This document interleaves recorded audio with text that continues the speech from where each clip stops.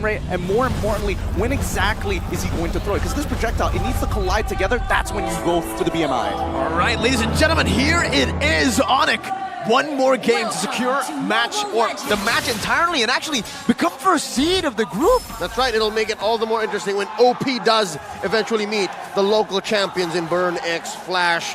Looking at the start here, very similar to game one. It's a duo in mid, both junglers starting up purple, and then a man-to-man defense in their side lanes. Interestingly enough, you hear the crowd. This is beautiful. It really is. It really is. It's great to hear that the crowd are both excited for OP as well as ONIC. Got a few stacks. He's not going to die here, right? Okay, he's totally fine. Okay, so early rotations again. We are not seeing the early rotations, especially from the roamers, or even the super boost of sacrificing a little bit of EXP just to make sure that your jungler hits level 4 a lot earlier than your opponent. Something to note: instead of the Purify, basically he's rocking the Sprint. A little bit of a throwback. It's been a few months since Sprint got nerfed itself. It's not as strong as it used to be when he got reworked, but Okay, a dive attempt right now. Best player one doing some damage, but Boots now going to be able to dish out some damage. Sans rotates down below. First blood is picked up, but the jungler will fall. And Reshi, he fell to the turret. The turret took him down, yeah? Very expensive, 2 for 1. Interesting. Best player had his ult the entire time there. I thought for sure he was going to 100 to 0 somebody. He didn't get the stacks. He needed the stacks. He had plenty of gray health, to be fair. He was put down to pretty low, but he wanted to make sure that that kill goes over to the right people. Oh, wait, hold on. Shark. Oh, man, there's another pick off right now with the Endless Shards as well. Harry's taken low, but he's still going to be able to escape for a bit until the Emperor's Wrath comes down. Keyboy needs to be very careful now. Jumping in with a vengeance. Walking Hoon down. Just one more hit with a vengeance again. Keyboy, does he do it? No way, Keyboy. One more hit. And he buys enough time. He baits Hoon over for Sans to pick up a kill. And it ends up being, I think, worth it for OP. No, it was a mid for a roamer.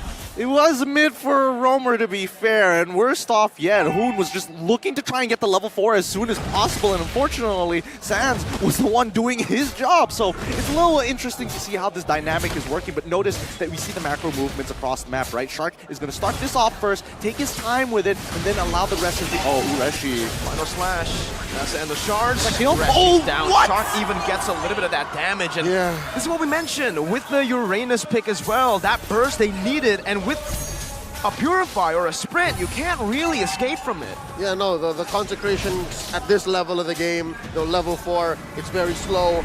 Now look at the aggression from ONIC, cordoning away the rest of OP. Clear turtle take for ONIC, slowly building up that lead, 500, 600 in about 3 minutes. Something to talk about here is the fact that we haven't really seen much action from the gold lane. But wait, Shark's fine. He's all right. He's all right. But yeah, speaking of the gold lane, right? Again, this is a reverse matchup. Previously, it was going to be CW on Cloud versus Basic on the Beatrix, and I would say that Basic was actually doing a pretty good job in the lane. Now, this is a bit of a switcheroo here. CW now maintaining this lane very, very well. It's going to be a relatively difficult matchup until we get a little bit of that support, and that's when we see the rest of Outplay making their way up to this top side. It's about a minute and a half until we get this second turtle, and we've yet to see a big ticket bite down. We haven't really seen Bloody Hunt doing much. And so far, we have to acknowledge the unparalleled genius. Kairi has achieved 14 legendaries, 1 maniac, and 7 triple kills, and of course 10 first bloods in MPL IDS 11 alone. That's some numbers right there. Well, season 10, he took home 3 trophies as well. So, if you want to keep on stacking. His first season. His first season ever. So in the second season, the team just really clopped around him. And you can see even here, the mechanical prowess from Keyboy just showing up, able to just sidestep easily Shark's Iron Hook. And they're controlling this side of the map so easily. They're controlling the neutral objective and even giving an invade threat super early on. Yeah, they're just making sure that OP doesn't get to beeline it for their game plan as soon as possible, right? It's about efficiency, and if ONIC can slow it down, then this is going to be a slow burner, a slow bleed until we see the item power spikes come on through. Amon, for an example, already with the Genius one, is looking very, very nice, and the coverage of the different types of damage that we mentioned before, magic and as well as the attack and the physical damage, is looking really, really good. So people like Ureshi, he's going to need both the Dominance Eyes as well as an Athena Shield just to sustain. And that's going to overload the economy of Outplay. Not to mention he's rocking the penetration boots. This Amon hurts, whether he finds best player, Shark, or even Ureshi, specifically Ureshi, who again has to start building what? An Athena shield plus a Radiant armor in the late game. It's so hard to be outplayed right now. Oh no, Bloody Hunt is ready, Basic. He's still holding on to that Battle Mirror image. Gonna be gunned down right now as the flicker comes through. It's still gonna be 1-for-1. Gold lane for Gold lane. Sans trying to escape right now. Who did his damage? Best player won! They just won the retreat battle, but he gets taken out of the board as well. It's a 2-for-2, but it was a shutdown.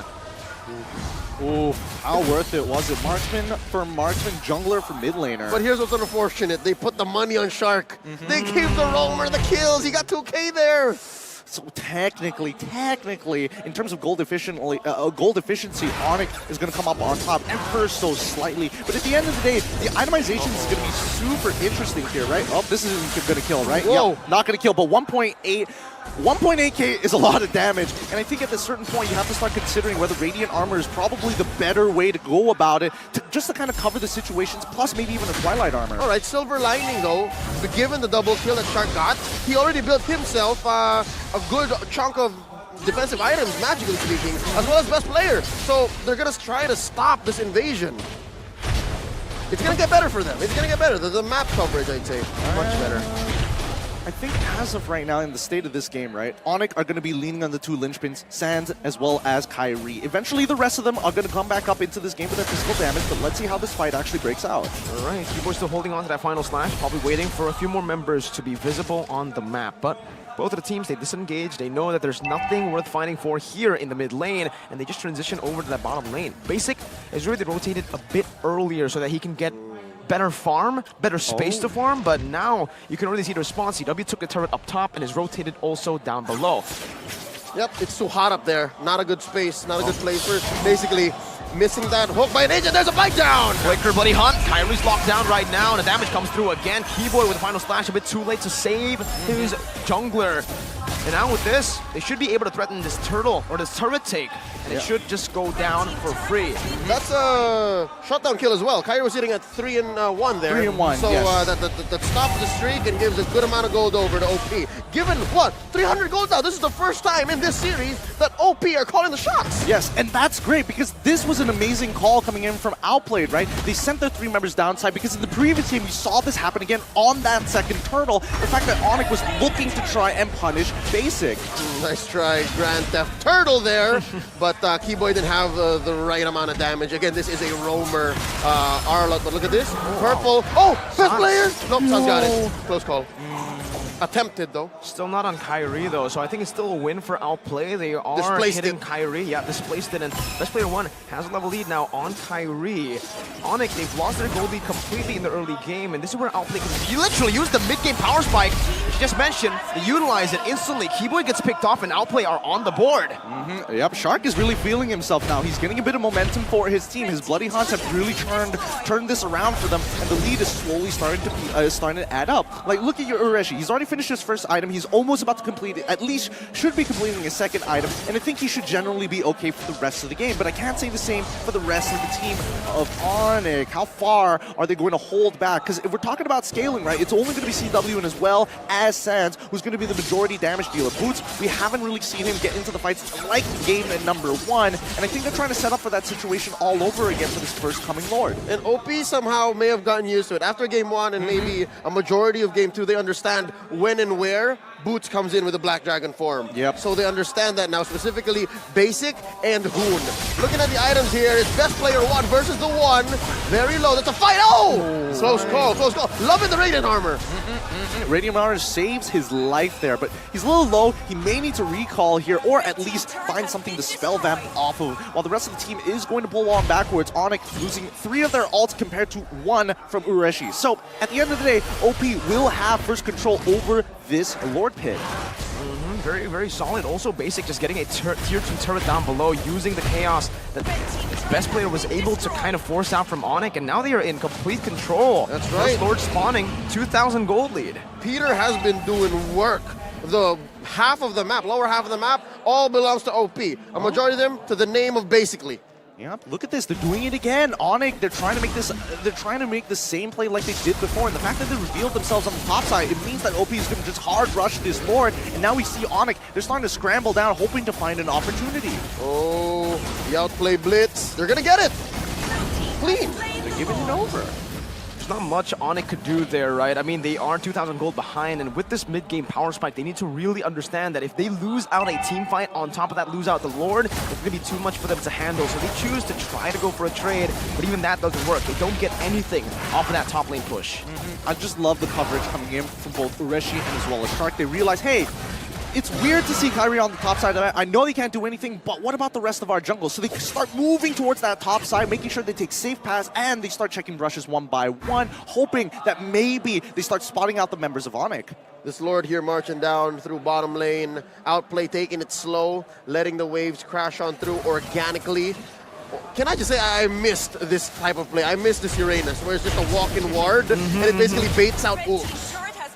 I have a very different opinion about that.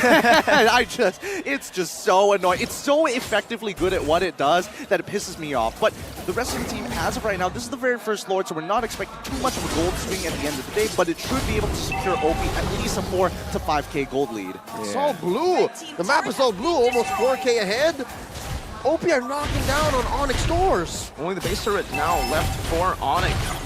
Really in a bad spot right now, and honestly, what do they need to do to come back? Because this composition really relies on some map control to get some good picks in.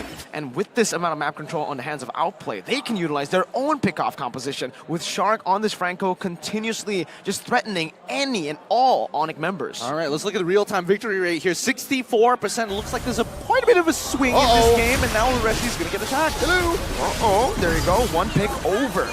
Where's ONIC, but look at Shark. Oh, the flicker as well. For the airstrike comes down. Kyrie already isolated for the team, but Boots jumps in with a Black Dragon form now onto Hoon. He has the Petrify, but he will not use it in the back line. Basic is able to use the Blazing Duet to isolate Boots all the way. The other members are zoned out. That's the Iron Hook connecting. That's the Bloody Hunt as well. But a final splash from Keyboy connects onto 3. Keyboy jumping in front. Best player 1. Using the praises wrap, but CW dodges away from it with the flicker. And ONIC returning the tides once again, equalizing the goal.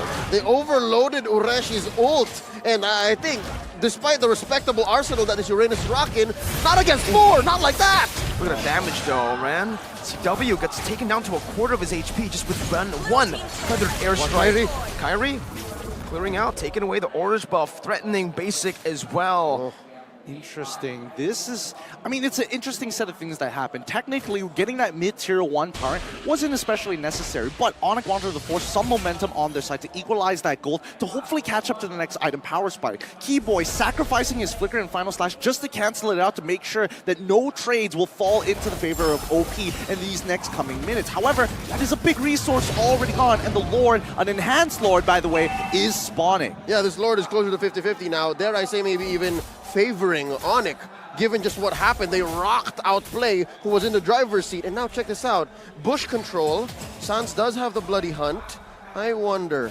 Even best player has to be careful now. Despite having awesome items, him and Ureshi, they have to be careful. They can't just keep continuing doing the wonton face checking that they were in the past 5 minutes. 4 more seconds until we see Shark get his flicker, and that's what OP is waiting for. They know for a fact that they can win these fights. They just need to find the right targets and let Shark do the work. It's another blitz. Keyboy has a position, conceal already. Kyrie getting the conceal as well. OP are on the Lord, they have it down, but now the Black Dragon form comes down from Boots, trying to open up the map for the team. Maybe even initiate right now. Best player 1 is able to taunt them up. Boots! On the Petrify on the back line. Who's going to be taunted down with the Furious Dive connecting as well? That's a passive, rolling down. That's going to be basic in the back line, doing so much. Best player 1 wins the retreat battle. CW doing some damage back again on the Shark right now. It's a double kill for CW. It's a triple kill for CW. Messy trade, 4 for 2. OP walks away with a big one, but ONIC took bodies. Keyboy, he played that perfectly. He absolutely baited like a champion. He's walking in, he's hoping to cancel the feathered airstrike, calls attention to himself, and the next thing you know, Boots cancels out an off-tempo play for him, jumps in with the Furious Dive to get the Petrify to cancel out Hoon straight away. Let's look at it one more time because it was so good. Once that feathered airstrike is gone, CW can now participate in this fight. Basic tries his best to take him on that 1v1, but Sans instantly on him, decides to take the Bloody Hunt instead of anything else. Well, you're talking about the setup, and I'm looking at the payoff, that boots, Petrify, Yes. all-in combo, taking down Hoon as he was flying away. But again, I think that Instant Reaper was also just importantly for best player, who in the mayhem of all of that, still took away the Luminous Lord. Wow, man, you gotta give props to best player. I was Right. really surprised. He was 1 HP, the Endless Shards was on him as well. The fact that he just went through all that chaos and still won a Red Tree battle against Kyrie, hey, this is his debut on the international stage. He's doing pretty good. Yep, he's got a good pair of pants there. Could build up to something else. Maybe some way, somehow, once these Lord dances get more intense, sells the Molten Essence, gets himself an immortality. Yeah, but I think that's going to be a very good option here. And I think, you know, at the end of the day, we are starting to move into the later stages. This is where we're expecting Outplay to start getting very, very strong, basically, and as well as Hoon having enough firepower inside of them. I don't see the Holy Glaive just yet. The Divine Glaive just yet, but it's going to be completed in a little bit, right? No objectives to fight across the map in 70 seconds to get to that point. More than enough time. I foresee Hoon thinking twice. Should I get Immortality first or DG? Either will actually propel them towards a winning position. It would. It would. Oh, Shark. Oh, best player. Good instincts, man. Good read on the map. Almost finding Keyboy. Yeah, but look at this. Look at the bush control that ONIC is holding on to. Again, this is the first time we've actually seen ONIC open on the map. This is the first time we've seen them actually rotating and looking for plays, especially after that last win they had in the top lane. It's really interesting to see from game number 1, we're seeing that Kyrie's jumping in, trying to bait out and as well as buy time for the rest. And now it's the opposite, right? We are looking for Kyrie, again, still trying to bait out, but he's not a Lancelot, so he can't just use iframes to get out of it. So he has a lot less of a window to work with, but Boots and as well as Keyboy are constantly watching him to save his butt when the time is right. It's a finer Save his line. butts. Yes, it's to save his butts. Boots. It's a finer line that Kyrie's walking this time around. So it's a quick shift in play style. Magic Sentry set up, concealed play by ONIC.